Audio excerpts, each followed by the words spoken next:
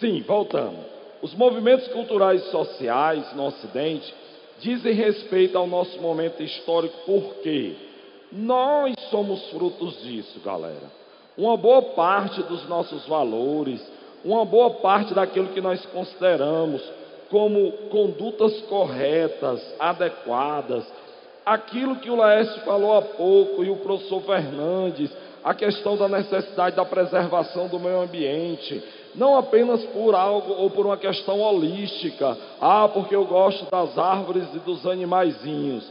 Não, meu filho, é por uma questão de sobrevivência sua, necessidade de preservação dos recursos naturais, para que nós ainda estejamos aqui enquanto espécie daqui a centenas ou milhares de anos. Esse tipo de raciocínio, esse tipo de questionamento, o primeiro momento que alguém olhou e pensou, cara, a gente vai ter água para sempre. Cara, essas florestas a gente está derrubando num ritmo alucinado. Será que vai dar para renovar? A primeira vez que alguém faz essa pergunta é nos anos 60. É a primeira vez que alguém para e pergunta por que a legislação, por que as leis presentes no Ocidente, e aí só para ficar claro, estamos falando de Ocidente. O que é que nós entendemos como Ocidente? Nós entendemos Estados Unidos, Europa e parte da América Latina. E, obviamente, os países do Extremo Oriente que estão entrelaçados com a economia capitalista. Japão, Coreia do Sul, a galera da Oceania, Austrália e etc. Esse conjunto de civilizações parou para refletir a respeito de quê? Querer saber por que indivíduos que vivem no mesmo país trabalham, pagam impostos, mas não têm acesso aos mesmos empregos, aos mesmos salários, aos mesmos direitos. Os questionamentos não apenas a partir da reflexão, a partir de dizer, opa, percebo algo de estranho e quero mudanças, mas também de sair às ruas, de lutar, reivindicar e reclamar por esses direitos. Ou seja, algo que é visto como natural hoje, no século XXI, o processo de reivindicação por direitos, a primeira vez que isso explode, não é que não houvesse antes, mas que explode numa cadeia, digamos, global, é nos anos 60.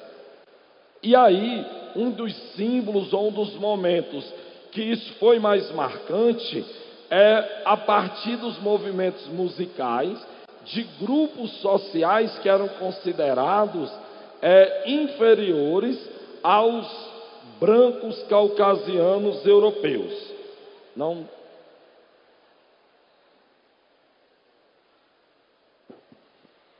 Foi? Pronto. Bota o som. Só clicar.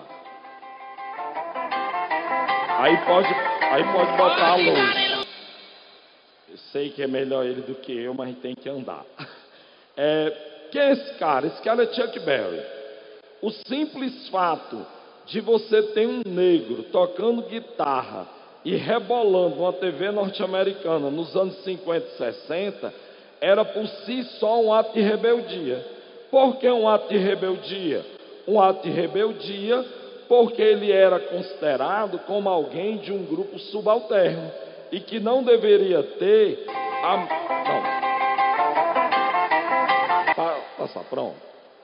Não deveria ter o mesmo. Eu vou me entender agora. Passa aí só um slide.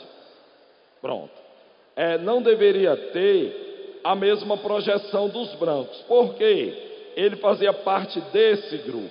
Ele fazia parte do grupo que reunia negros, latinos, mestiços pobres, que não fazia parte do American Way of Life. Os Estados Unidos da América haviam criado um projeto econômico fantástico que se consolidou ao longo das décadas seguintes, de uma expansão do seu modo de vida como forma de ganhar dinheiro. E lógico que trazendo valores muito interessantes também. É muito comum o brasileiro em geral ter algum tipo de crítica em relação aos Estados Unidos da América. E nós podemos traçar 1001 críticas, mas alguns valores da cultura norte-americana também nos são caros e devemos preservar. Em que sentido? A questão do direito à liberdade de expressão, a questão da igualdade de direitos estabelecida a partir dos anos 60, se tornou um valor moral ocidental. A partir do momento em que esses grupos minoritários excluídos passam a reagir e a lutar de fato e conseguir uma transformação na sua sociedade, isso também vai refletir nas áreas chamadas periféricas do capitalismo, como é o caso do Brasil. Quem mais vai lutar por mudança? A juventude.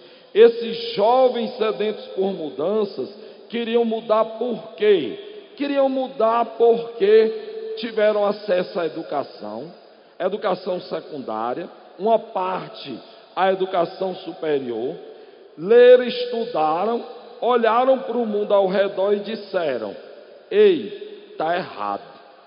O conhecimento levou esses jovens a contestarem aquilo que eles consideravam errado. Fosse desigualdade racial, fosse desigualdade social, fosse o trabalho absurdo que a classe trabalhadora fosse submetida, qualquer forma de contestação, eles vão ter argumentos plausíveis para fazer essa crítica. Por qual motivo? Acesso ao conhecimento. Porque o estudo me possibilita julgar o mundo ao meu redor e interpretá-lo de maneira crítica. Por que é que eu estou enfatizando a questão do estudo? Primeiro, para lhe estimular a estudar. E em segundo lugar, porque é a partir do acesso à educação básica, que não era um valor universal até a Segunda Guerra Mundial, que a juventude teve.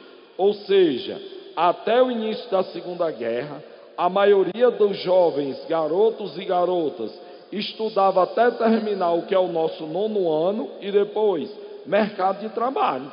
Você não tinha adolescência, você não tinha juventude, você era criança e virava adulto. A necessidade de uma mão de obra qualificada, a necessidade de trabalhadores especializados, fez com que a indústria, o comércio e o setor de serviços, junto com o Estado, estimulasse os jovens a frequentarem a escola pública, universal e gratuita, para que essa mão de obra aumentasse a produção. E perceba que é um jogo que todo mundo ganha. Ganha o trabalhador, porque ele vai ter acesso à educação, vai ser um trabalhador especializado e obviamente vai querer ganhar mais por isso. Ganha o empresário, porque vai ter essa mão de obra com maior produção, e ganha o Estado. Está todo mundo feliz. Óbvio que não se esperava que esse jovem fosse contestar o mundo ao seu redor, como eu já disse. A ideia da educação universal tinha um caráter de transformar a mão de obra desqualificada em mão de obra especializada. O efeito colateral foi esse espírito crítico estabelecido por eles. E aí, construída essa crítica da juventude, vai se chocar com o mundo dos adultos. Os adultos não queriam mudar por quê? Sempre que eu dou essa aula, eu faço esse exercício temporal. Por que é que o adulto não quer mudar? O cara, em 1960, galera, a expectativa de vida não era tão alta, mas vamos supor que o cara tivesse 60, 65 anos de idade. Qual foi a vida dessa pessoa? Fala para mim. Nos Estados Unidos e na Europa. É um cara que viveu a Primeira Guerra, ou entre guerras, a crise de 29, a Segunda Guerra Mundial. Ele saiu vivo. Ela saiu viva. Sobreviveu. Aí chega o jovem dizendo: olhe, é porque eu li ali uns livros, eu acho que você construiu o mundo errado. Aí meu querido e amado pai, não somos dessa época obviamente, mas comigo ele teria reagido como? Ele diz: eu também acho que eu errei, eu acho que eu lhe bati pouco. Por isso você está tendo essa cara de pau de chegar agora reclamando para mim da vida que você leva. Pô, os adultos ficaram indignados. Por que eles ficaram indignados? Meu filho, aquele papo de adulto que todo estudante aqui já ouviu. Meu filho, na sua idade, eu já trabalhava no roçado, eu carregava 5 sacas de cimento numa mão e um milheiro de tijolo na outra e tal. E tá certo, seu pai, sei que tá errado. Olha só, esse choque de geração era natural, mas nunca tinha acontecido o que, meu caro? Nunca tinha acontecido um choque com uma geração de jovens que tinha tido acesso à educação. E aí o negócio foi diferente. Foi diferente por quê? Porque esse jovem, ele vai querer construir um mundo completamente diferente. E aí eu trago como primeiro exemplo de movimento social o movimento hippie, que foi o mais radical de todos os movimentos. Mas professor Mariano, a galera hippie, o senhor está dizendo que era radical, os caras eram a favor da paz e do amor, como está aí no slide. Radical é violência, é matar. Não, não é. Radical significa tomar uma posição absolutamente antagônica e contrária ao seu opositor. Isso é ser radical. E os hippies se mostraram completamente radicais ao modelo social e econômico que estava sendo apresentado a eles. Essa juventude hippie é a galera que foi para a escola e para a faculdade. É a galera que foi para a escola e para a faculdade e diz: é um desperdício esse modelo de vida. Nós consumimos, nós compramos, nós acumulamos. E eu tenho uma pergunta: para quê?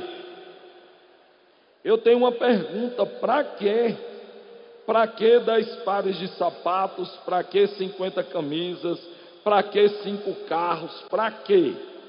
Eles vão falar que era necessário se descondicionar do consumismo estabelecido pelo grande capital, fosse nos Estados Unidos, fosse na Europa.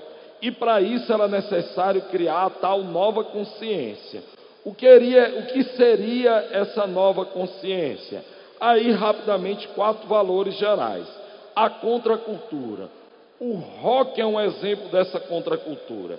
Não é que o movimento hippie aplaudisse apenas o rock. Pelo contrário, em Woodstock nós vamos ter astros da música country. Nós vamos ter uma galera da música gospel. Nós vamos ter gente de todas as vertentes musicais presentes em Woodstock, que é uma espécie de ápice do movimento hippie. Essa galera vai dizer que a guerra era uma tolice.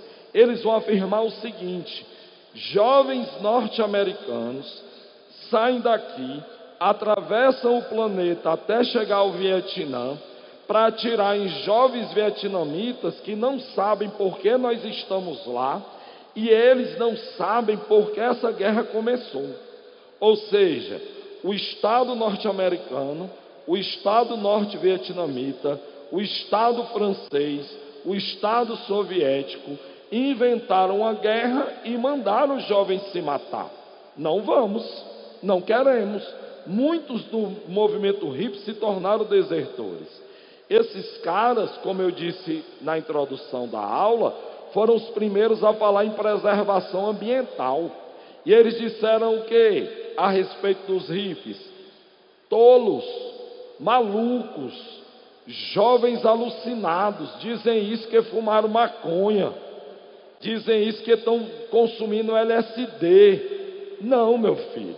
Eles falaram isso porque tiveram a percepção nítida de que o planeta não iria suportar.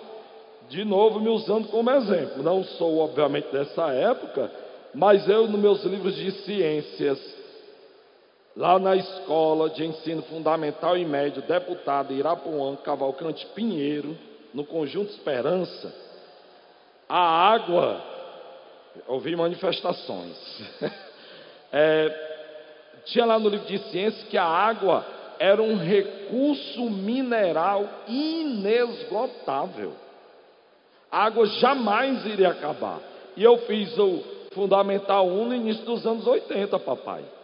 E lá se achava que a água não ia acabar. E estamos hoje aqui sobreviver numa crise hídrica. Então eles vão falar da necessidade da preservação ambiental e vão pregar o sexo livre, o amor livre e o consumo de drogas livre também. Professor, por quê? Aí na definição da professora Patrícia Marcondes, descondicionar-se era romper com todos os padrões comportamentais. E aí eles falavam que a questão do sexo deveria ser uma definição individual e não imposta pela sociedade. E para isso deveria ter a opção de cada um fazer o que bem entende e pronto. Professor, e por isso eles foram combatidos? Não, filho. Essa ideia do movimento hippie como algo ruim, ou melhor dizendo, como um movimento de alucinados, pode passar. Movimento de alucinado é por causa disso aí. Quebrar comportamento padrão dos filhos questionarem a autoridade dos pais. Não existia isso não. Lógico que você deve sim um respeito sim às ideias e comportamento dos seus pais. Primeiro que são adultos, segundo são eles que pagam as contas. Vamos manter a casa organizada. Segundo lugar, se você é a favor da liberdade de expressão, você é a favor do debate. Você expressa a sua opinião, seus pais os deles, e você debate ali para tentar chegar a um consenso. E pronto. E aí eles vão querer esse diálogo entre jovens e adultos, que não era algo normal até então. Vão querer ampliação dos direitos civis para negros, para latinos, para imigrantes, para toda sorte de gente. Todos deveriam ter os mesmos direitos sociais. Serão a favor da paz e por isso irão combater a guerra. Lindões, anos 60. Os traumas da guerra da Coreia ainda estão vivos. A guerra do Vietnã está no auge. As guerras de independência na África e na Ásia truando. Na África, nos anos 60, você tem pelo menos 15 países se tornando independentes. Por país, muitas vezes, você tinha de 2 a 4 guerrilhas num verdadeiro movimento de carnificina. Você falar em paz, você é o revolucionário. Você falar que os homens e mulheres e os países, ao invés de se confrontarem militarmente, deveriam ter a coragem de sentar uma mesa e dialogar, você é o revolucionário. O comum era pegar em armas e sair atirando em todo mundo. E o que mais amedrontava? O desprezo e o combate ao consumismo. É mesmo, professor Mariano, porque como eles eram muitos jovens, e aí era um mercado consumidor amplo, aí se eles param de comprar, as empresas vão falir. Não é bem assim. Primeiro, o movimento hippie é um movimento de jovens. Jovens, aqui a grande maioria é jovem. A gente tem dinheiro quando é jovem? Não. Se Deus quiser, ano que vem vocês vão conhecer a realidade do restaurante universitário, famoso RU.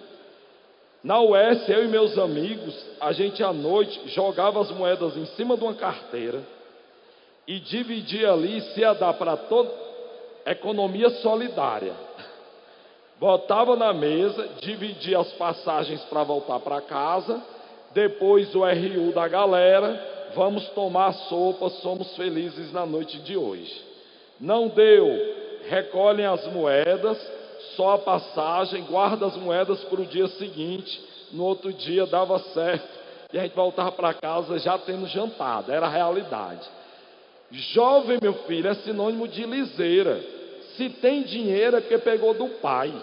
Se tem dinheiro é porque chegou para a avó com olho de pidão.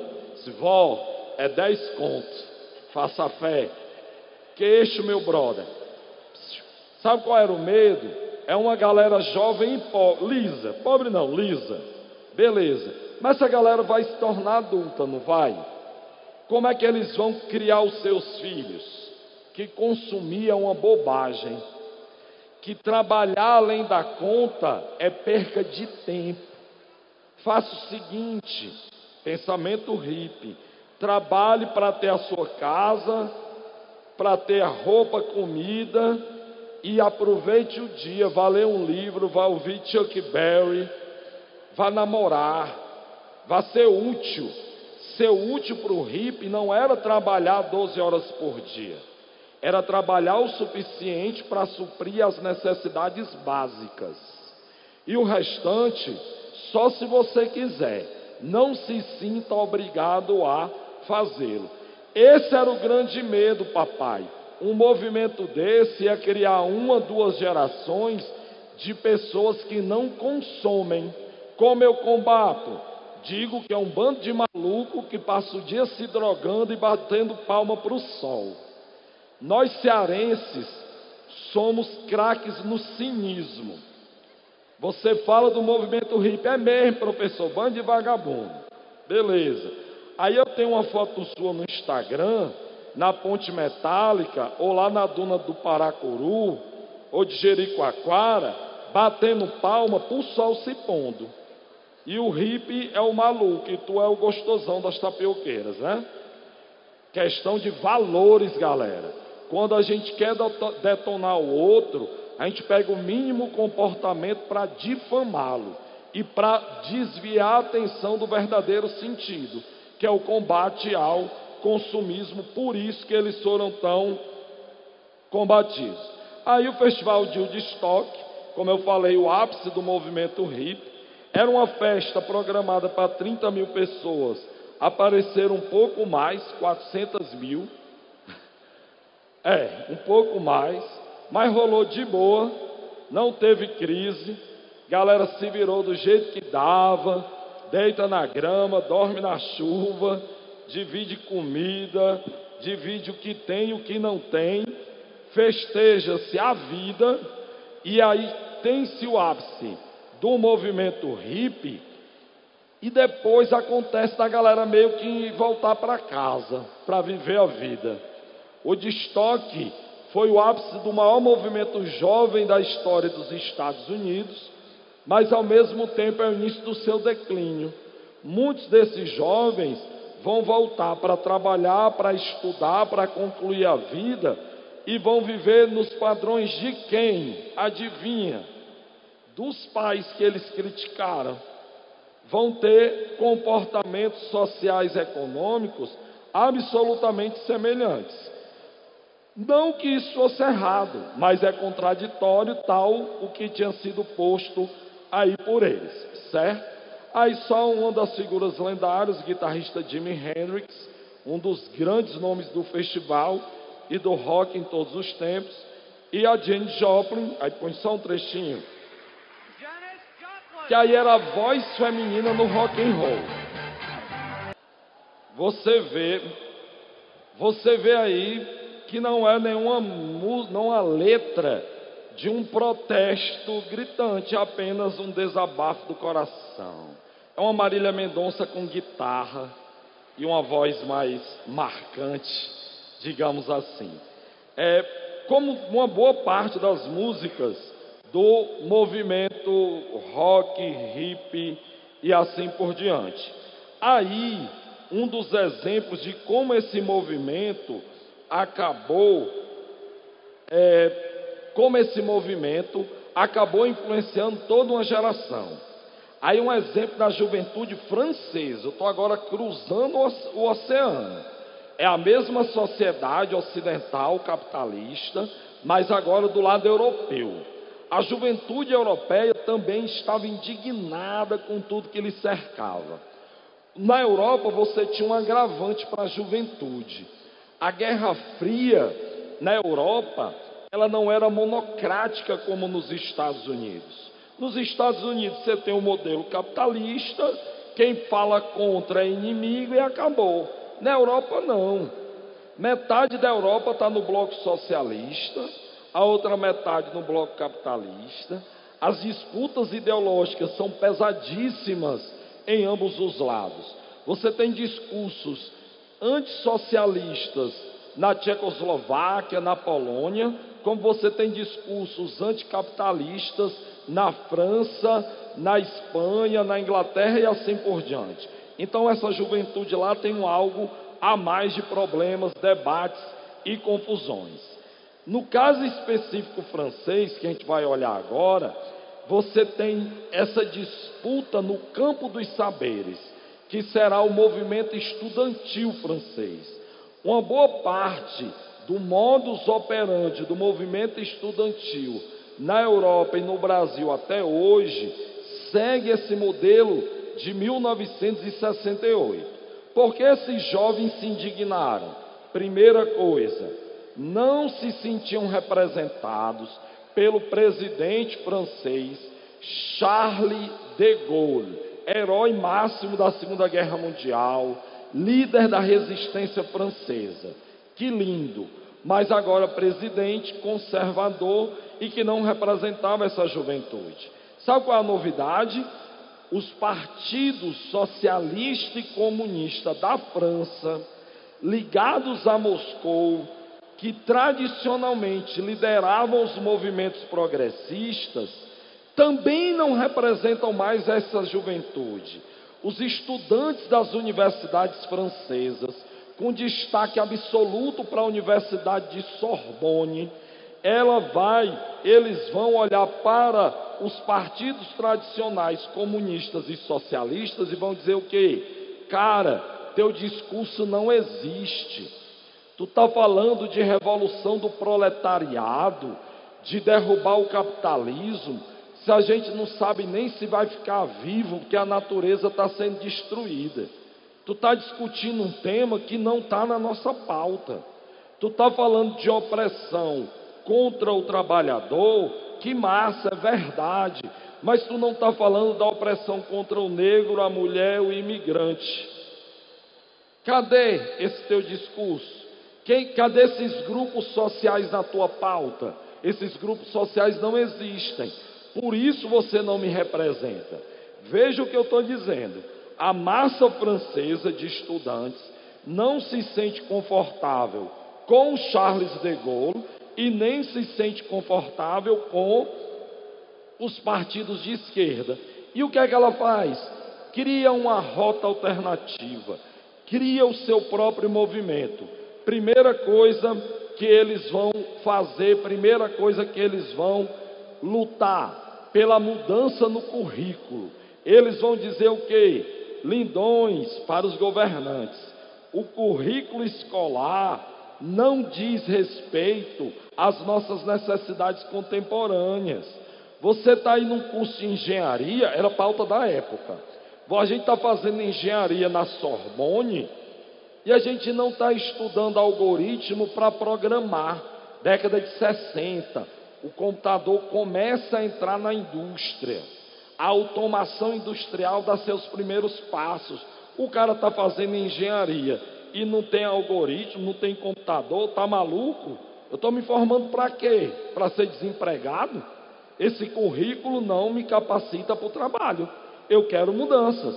Outra coisa que eles vão exigir mudança. O professor da universidade, alguns são títeres, são ditadores.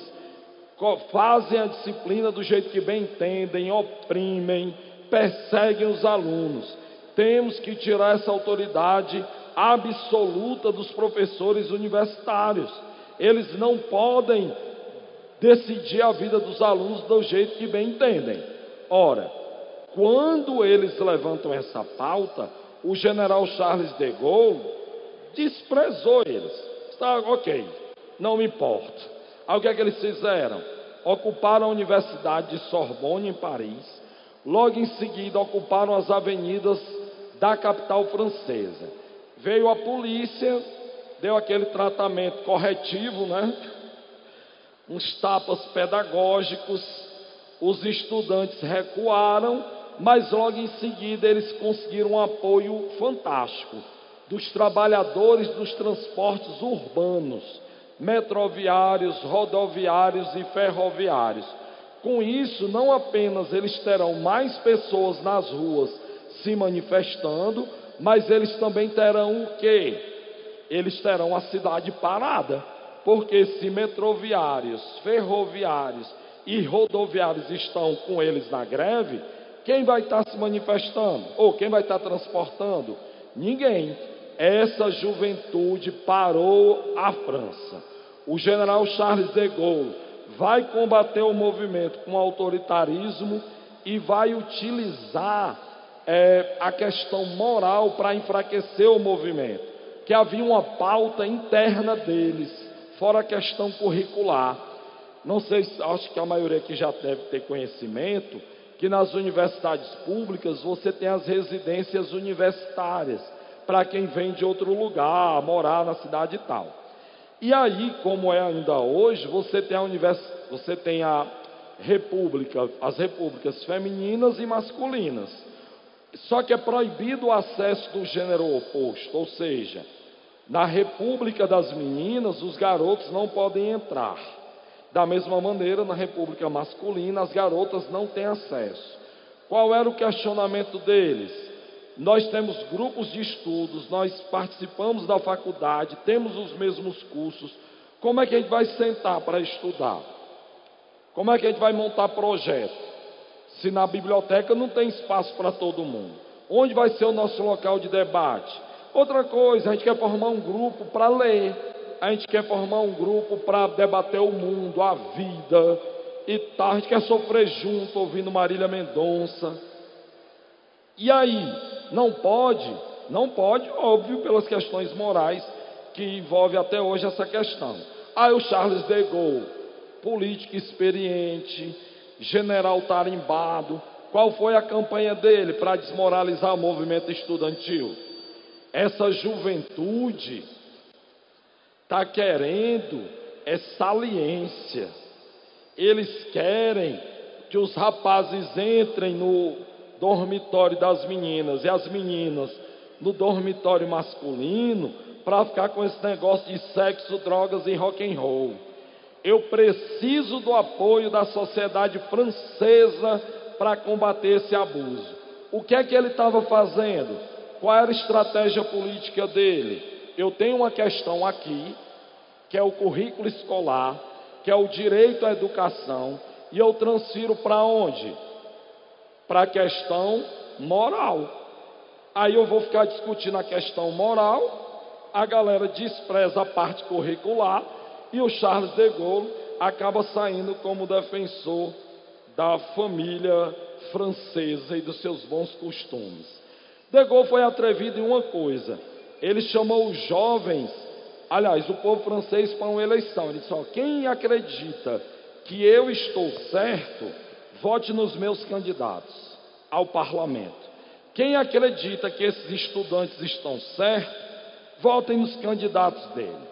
Primeiro, a questão moral pesou, e segundo, os estudantes não tinham brigado com a esquerda, eles não tinham muitos candidatos. E aí o general Charles de Gaulle acaba ganhando a eleição. Com isso, ele se referenda para reprimir esses estudantes e vai para cima dos caras sem pena. Repressão, repressão e repressão. Conseguiu acabar com essa luta estudantil no ano de 68, sim. Quando foi em 69, teve eleição presidencial, ele perdeu. Em 70, o currículo escolar da Universidade de Sorbonne foi todo ele refeito. Houve toda uma readequação do currículo escolar, não apenas universitário, mas de toda a educação básica na França, por causa desses estudantes que foram lá dizer o que eles queriam. Não foi o presidente, não foram os deputados, não foram representantes, foram os próprios estudantes que foram se manifestar. E essa foi a primeira vez, tal qual ocorre ainda hoje. A última grande manifestação grande no Brasil dos estudantes foi o lance da ocupação das escolas públicas, que começou por São Paulo em 2013, 2014, e depois tomou conta do país inteiro. Mas, é só para dar um exemplo nacional, mas o movimento estudantil até hoje ele é bastante ativo. Olha aqui essa questão. Diz assim o texto: sejamos realistas, que se peça o impossível.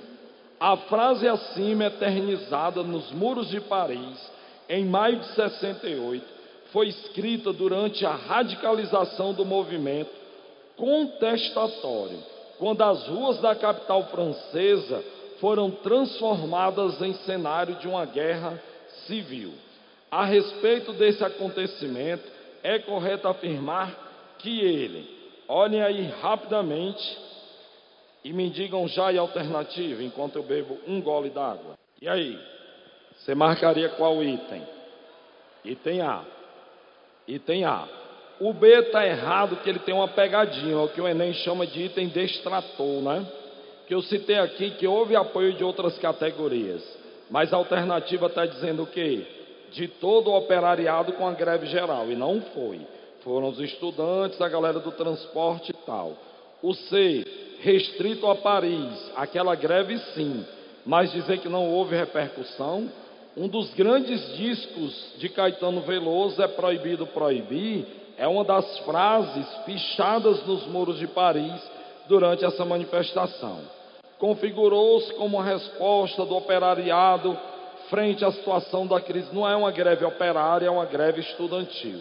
E o item E dizendo que provocou muitas mortes, motins e tal. Não houve morte, teve muita cadeia e muita gente apanhando, mas morte não o foi.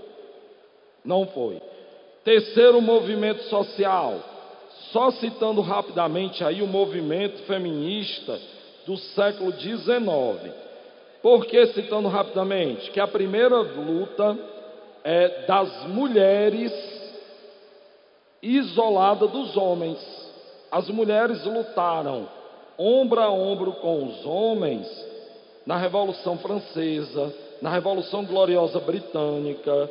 Elas participaram de todos os movimentos sociais e revolucionários. Mas os homens ditos revolucionários, após tomarem o poder, olhavam para as mulheres e diziam o quê? Obrigado pela força, valeu, mas você não ganha nada. O Código Civil Napoleônico de 1804 retirou os direitos básicos que as mulheres tinham ganho com a Revolução de 1789. O que significa isso?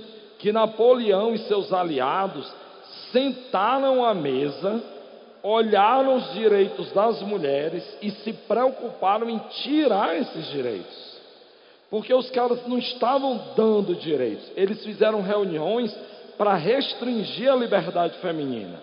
E aí as mulheres se tocaram de uma coisa: quando é que os homens vão de fato nos ajudar? Nunca. Então vamos fazer por nós. Esse é o movimento feminista, sufragista, que vai lutar pelo direito ao voto, iniciado no século XIX, e que elas vão ter esse direito conquistado apenas no início do século XX. A maioria dos países, ou na maioria dos países, só se deu direito às mulheres ao voto a partir de 1920 e década de 30, com aberrações que vão levar a mulher a ter direito ao voto apenas nos anos 60. O movimento feminista que a gente vai focar é o dos anos 60, porque está ligado a todos esses movimentos que a gente está falando. Movimento hippie, movimento negro nos Estados Unidos, que vamos citar já. Quais eram as pautas do movimento feminista nos anos 60 e 70? Primeiro, maior acesso às vagas nas universidades. Muitas universidades proibiam mulheres de cursarem faculdades de engenharia, medicina, direito e etc., alegando o quê? Incapacidade intelectual para compreender aquela ciência, considerada mais difícil. Não era por maldade, não era por preconceito, é porque as mulheres seriam incapazes, então não pode fazer esse curso. Ora, se a mulher não pode fazer esse curso, é lógico que ela também não pode exercer essas profissões. Ela não poderá ser médica, engenheira, advogada, juíza, delegada da polícia. Ela não tem acesso a esse tipo de coisa. Muitos cargos públicos também eram vetados às mulheres. E o questionamento delas qual era? Por que eu não posso? Por que eu não tenho esse direito? E vão lá às ruas manifestar-se, brigar por esses direitos. Conseguiram de uma vez? Não, foi ao longo das décadas, galera. As mulheres, só podemos dizer que as mulheres conseguiram na forma de lei todos esses direitos postos aí no slide só nos anos de 1980. Você tem uma geração inteira de luta para você olhar e dizer, não, no Ocidente a lei permite sim às mulheres ocuparem diferentes funções públicas, ocuparem diferentes funções sem nenhum tipo de preconceito. Quando em minha tenra juventude as primeiras mulheres vão dirigir ônibus em Fortaleza, e nem era proibido, não existe essa proibição, mas você vai ver as mulheres dirigindo. Eu via pessoas que na hora que subia no ônibus, pela porta da frente, olhavam as mulheres ao volante e desciam. Vou não, é mulher.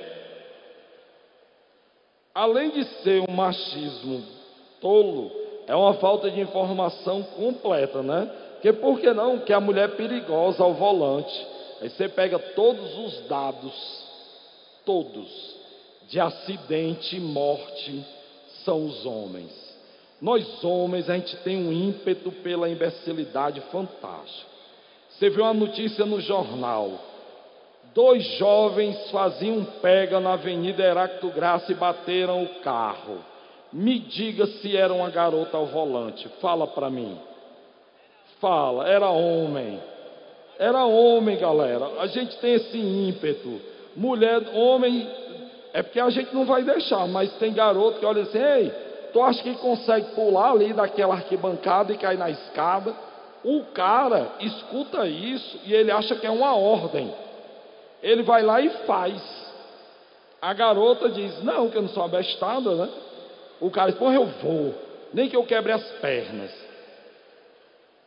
É uma imbecilidade completa e tal. Então, ao longo dos anos, as mulheres conseguiram esse direito. O lance do direito ao próprio corpo, que é uma pauta do movimento feminista. E aí, rapazes, respirem, calma.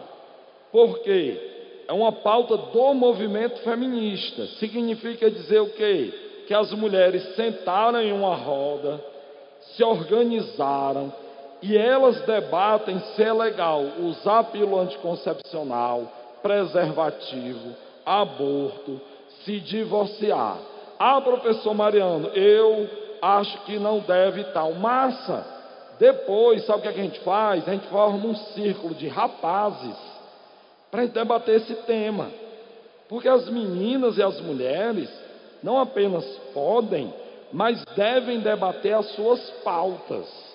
Coisas que elas consideram importantes para elas devem ser debatidas entre elas. Aí a gente vai e debate entre nós aquilo que nós consideramos importantes. E não é que sejamos adversários, é apenas o contraditório. São apenas grupos sociais diferentes debatendo necessidades sociais, políticas, que cada grupo considera importante. Se vai virar lei, se não vai, como vai, aí é outra coisa, é outro debate, que aí os homens entram na conversa. Mas a pauta era essa. O direito ao divórcio foi conseguido, a pílula anticoncepcional a mulher tem acesso, assim como os rapazes têm acesso ao preservativo. A divisão das responsabilidades domésticas, eu vi uma matéria agora esses dias, que no Brasil, pela primeira vez, o número de homens com responsabilidades em casa ultrapassou os 30%. Ainda é pouco, mas antes era 15%. 30% de homens que se veem na obrigação, não para ajudar a esposa, que é uma fala desgraçada essa, é na obrigação de fazer alguma coisa em casa, que ele mora lá, né? Você faz as suas tarefas da casa onde você mora, não é da casa alheia. Por mais estranho que pareça, é mais fácil hoje para o homem. E eu estou fazendo esse discurso, aí você pode me imaginar ultra mega liberal e tal. Tento ser. Mas isso é tão arraigado dentro da nossa cultura que você tem que se policiar. A minha avó chegou para minha esposa quando a gente namorava e dizia assim: você não vai botar o almoço dele, não? A minha esposa: não, vó, porque ele vai botar. Não, mas é você que tem que botar. Para quando vocês casarem, eu, como homem bom, dizia: é isso aí, vó, faça com que ela obedeça ao marido e tal. Lógico que a minha mulher me batia e depois íamos para casa. Mas é uma questão difícil mesmo, porque é uma pauta recente no mundo ocidental. Então, meninas, paciência que vai dar certo. Era 15, passou para 30, é uma geração após a outra, vai conseguindo. E por falar em mulheres, e mulheres fantásticas, trago à tona o nome de Rosa Parks. Essa mulher, ela é um exemplo de luta, não apenas dentro da causa feminista, mas dentro do movimento negro. Porque foi uma ação dela aparentemente banal, que levou à explosão da luta pelos direitos civis dos negros nos Estados Unidos. Rosa Parks, moradora da cidade de Montgomery, no Alabama. Professor, onde é Montgomery? É depois do Quixadá. Você vai, passa a Pedra da Galinha, está lá. É uma cidade no meio do nada, galera. No meio do nada, e continuaria a ser um nada se não fosse por essa mulher. Ela se negou a dar o lugar no ônibus a um homem branco. A lei dizia que um homem branco ou uma mulher branca podia tirar uma mulher negra ou um homem negro do seu assento. Você sai daí, pronto. Ela disse: não vou sair. Aquele dia que você acordou disposto, né? Não quero, vou ficar. O que aconteceu com essa mulher? Ela apanhou do cara e do motorista, chamaram a polícia e ela foi presa. A lei previa isso. Ok. E aí aconteceu uma sequência de assuntos, no mínimo inusitados. Por que inusitados? Essa mulher conta o testemunho na igreja dela, a Igreja Batista. A igreja decide apoiá-la. Apoiá-la como? Ninguém mais pega ônibus nesse município até acabarem com essa lei absurda. Aí a Igreja Batista falou para as outras igrejas protestantes da cidade, negras, aderiram à causa. E aí de repente os negros não estão mais pegando ônibus na cidade, mas estamos falando de 60% dos usuários do transporte. Aí as empresas de ônibus ficaram doidas, né? Não, vocês têm que pegar um ônibus, que a gente está perdendo, né? O dinheiro. Nós não vai não. A gente só vai se puder sentar onde quiser. Eu quero ir sentado onde eu quiser e não quero perder meu lugar. O que parecia algo banal deu início a uma jornada fantástica. Porque como esse movimento cresceu, chamaram também esse jovem pastor, Martin Luther King Jr., para liderar o movimento dentro da cidade de Montgomery. Qual era a ideia? Boicotar as empresas de ônibus, depois boicotar toda e qualquer empresa que tivesse ações discriminatórias. Não vamos consumir, não vamos comprar, vamos fazer manifestações na porta das empresas. Vamos nos opor de maneira clara ao racismo e ao preconceito. E assim o fizeram. O movimento de Martin Luther King chamou a atenção do mundo inteiro, por quê? Por esses 3 princípios que estão aí no slide: pacifismo, não violência e desobediência civil. Não vamos usar jamais a força contra os opositores, mas vamos desobedecer às leis.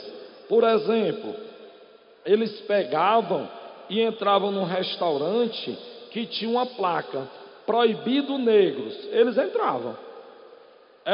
Pegava, ia numa escola que só era para branco, vim matricular meus filhos. Pessoal, cada ação dessa, por mais que a gente ache corajosa, ela era rechaçada como? Pelas autoridades? com pancadaria, com violência, com morte, era absurda. Se dispor à luta da forma que eles fizeram, era de uma coragem sui generis. Martin Luther King e seu movimento conseguiram aprovar não apenas a lei que liberava os ônibus para que a galera pudesse usar os negros, mas deu direito universal ao voto para os negros de fato.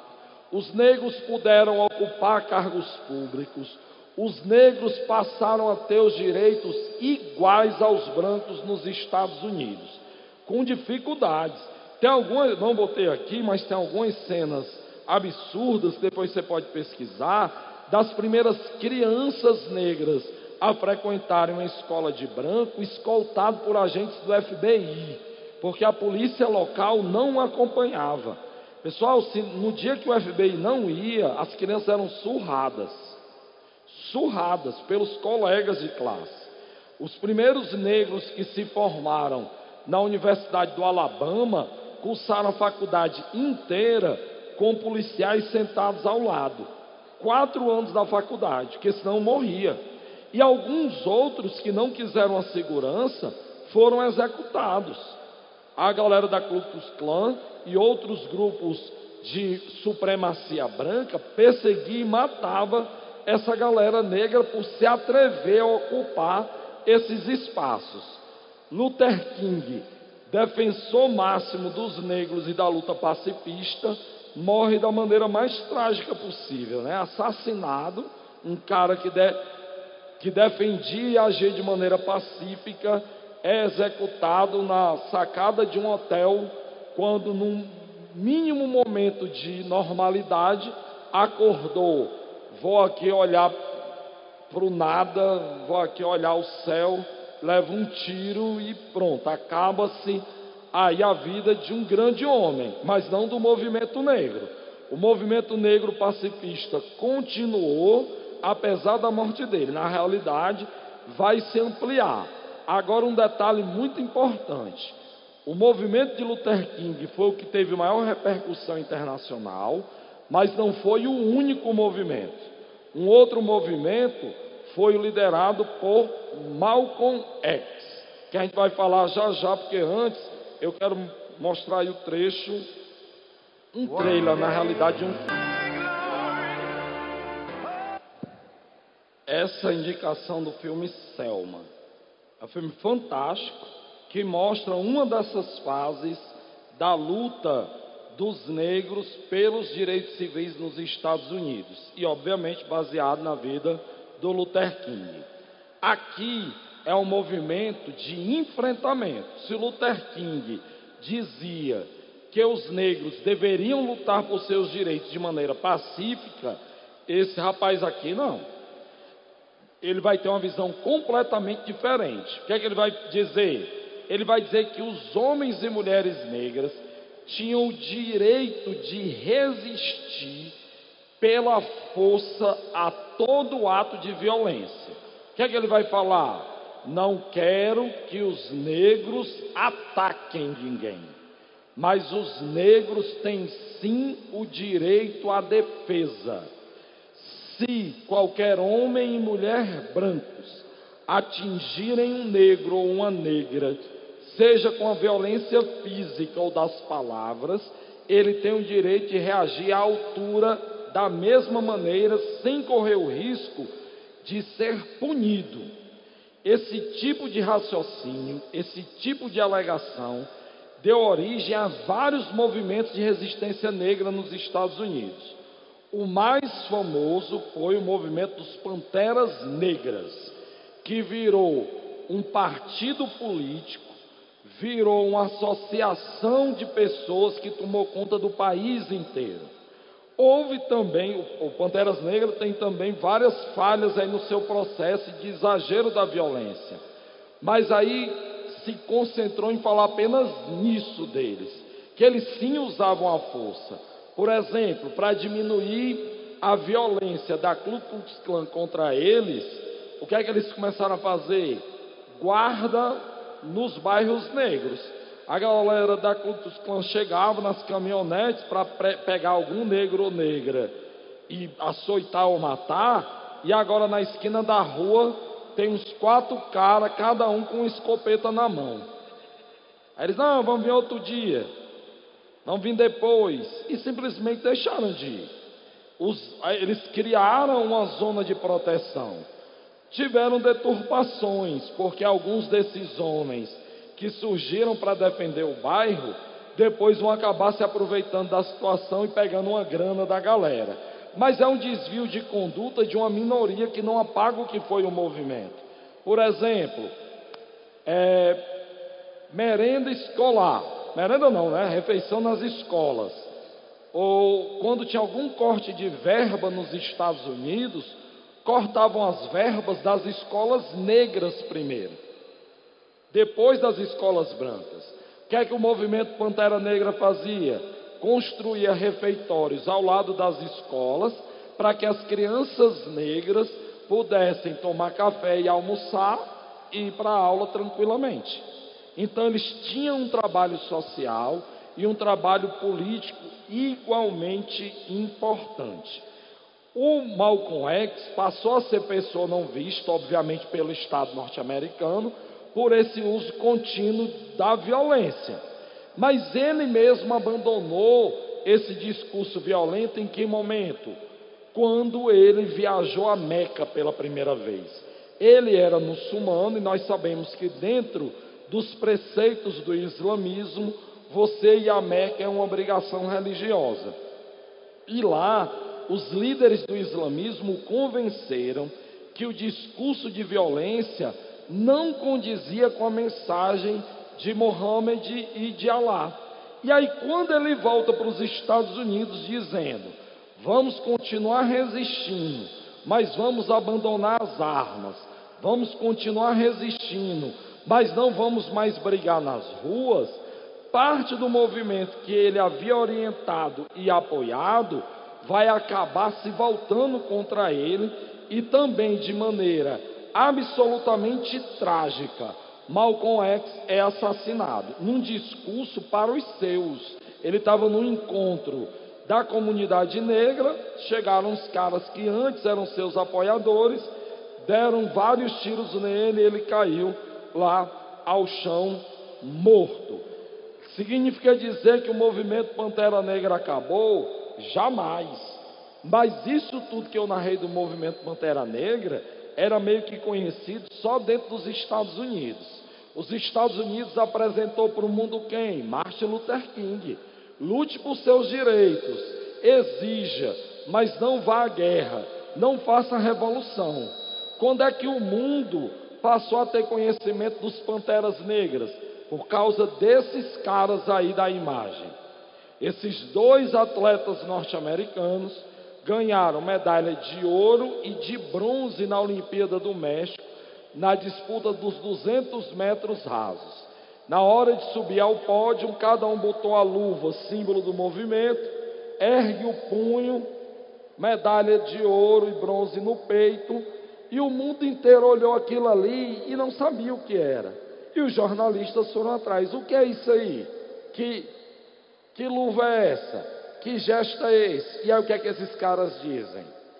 Nós somos representantes do movimento negro que luta por igualdade de direitos, porque nos Estados Unidos, rapaz, o establishment americano ficou desesperado, porque qual era a imagem que os Estados Unidos vendiam até então? De perfeição, aqui todo mundo é feliz, e agora os caras estão dizendo que não são. O que é que aconteceu com eles?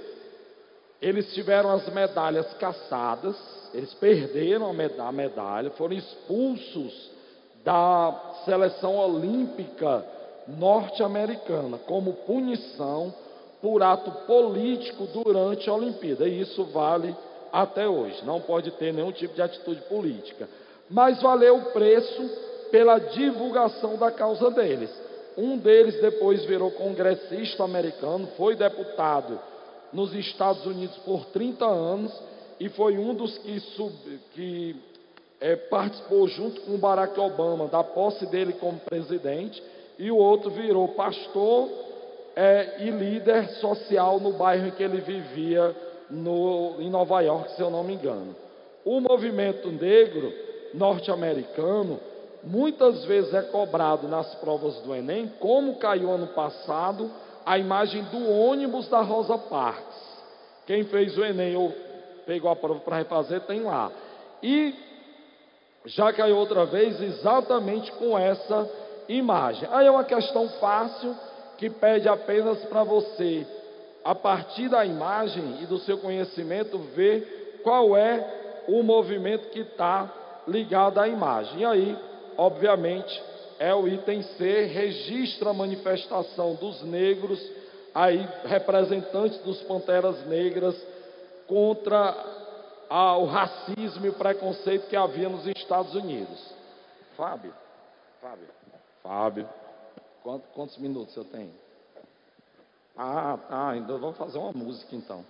Segunda questão, em meio às mudanças sociopolíticas dos anos 60, as canções populares e religiosas do movimento por direitos civis passaram a inspirar um grande número de artistas. Assim surgia o soul, alma nos Estados Unidos.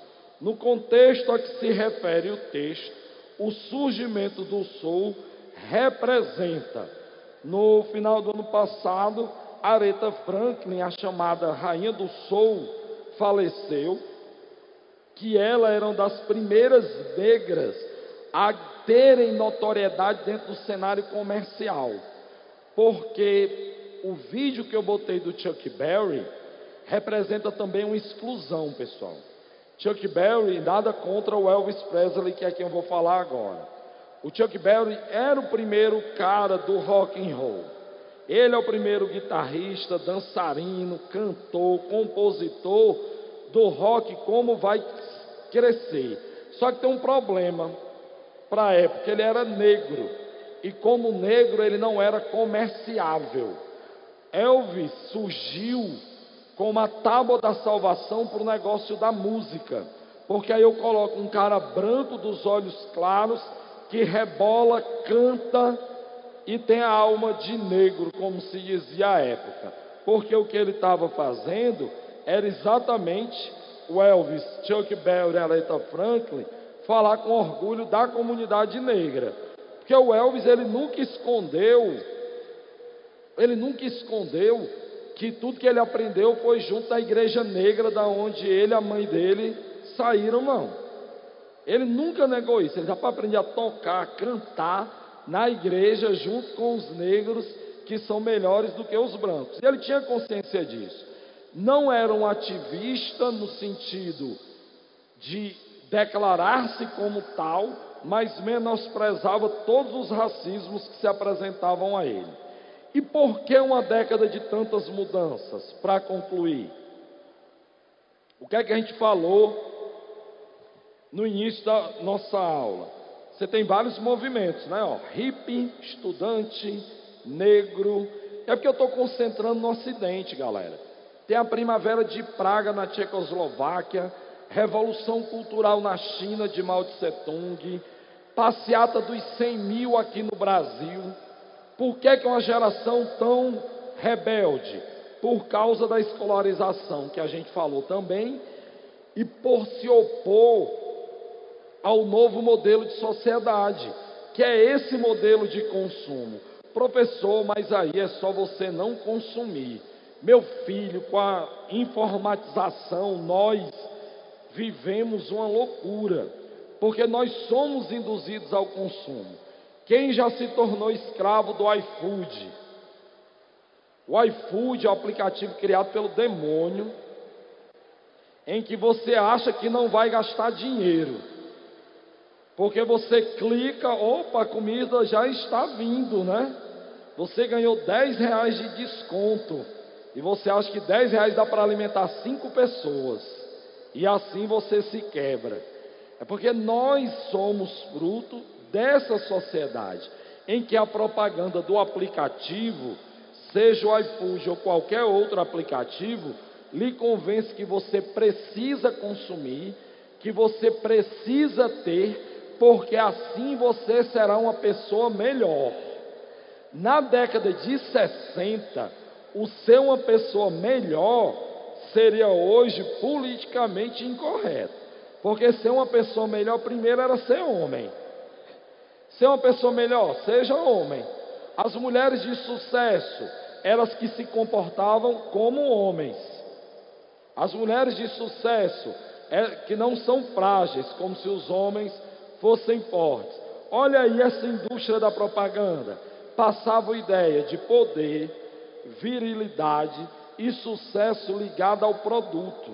A ideia de que você precisa consumir a todo custo não é uma ideia de agora, é uma ideia criada na década de 60. Professor Mariano, então o senhor também venceu o consumismo? Lógico que não, mas eu sou consciente do meu consumismo e tento me controlar. É isso que a gente tem que tentar fazer, evitar o consumismo desenfreado. Sabe por que é difícil hoje? É porque você se sente uma pessoa vencedora na vida por comprar algo. Eu venci na vida, foi porque você viajou 3 continentes, você tem filhos e todos te amam, seus pais têm orgulho de você, porque você é uma pessoa gentil, próxima a todos e ajuda a todo mundo. Não, porque eu comprei um carro. O sinônimo de sucesso é consumo. O sinônimo de sucesso é possuir um bem, é ter o smartphone mais avançado. Meu Deus, saiu um tal celular mais avançado do que eu tenho. O seu funciona? Sim, ok. O meu computador já caiu 3 vezes, ele está no conserto agora. Tem 4 anos, eu estou numa luta para não comprar um novo. Se eu me nego. Não, um amigo meu disse, mas esse computador já tem 4 anos, está velho. Mas ele está funcionando, é porque ele caiu. Então ele era novo até cair. Não entendi aí a relação, certo? Não, compre um novo. Tem um processador que dá para editar filme. Eu sou professor, eu não edito filmes, eu não preciso do mais avançado. Mas nós somos induzidos como um valor moral, como um valor universal. Aí algumas propagandas da época. Olha a propaganda. Volta aí um instante, volta. Mostra a ela o que é o mundo de um homem. É a propaganda de uma gravata. O cara acha que usar uma gravata transforma ele num ser superior. Aliás, uma gravata dessa marca, né? Van Helsing. Você usa a gravata e olha o absurdo. A ideia de sucesso é porque que a mulher está servindo café da manhã para ele de sucesso, de joelhos. É lógico que a mulher pode e deve servir o café da manhã para o marido, assim como o marido para a esposa, como um ato de gentileza e carinho, não por uma obrigação. Mas aí na época era obrigação da mulher. Ainda hoje nós temos propagandas desse tipo, menos, mas ainda temos. Você põe o perfume e vem uma gata dessa lhe abraçar. Amigo, vamos falar aqui só a gente. Você pode botar esse perfume todinho, não vai rolar. Esse cara, ele podia ter terminado de construir um muro. Ele chegasse aqui, metade das meninas iam olhar para ele e dizer assim, gostei. Eu passeava com ele de mão dada no shopping, né? Ele, do jeito que tivesse lá, ele é bonito, o perfume é só um plus. Lógico que é bom você ser cheiroso, continue usando, dá uma ajuda, mas não é o perfume que vai fazer a garotinha lhe agarrar, não.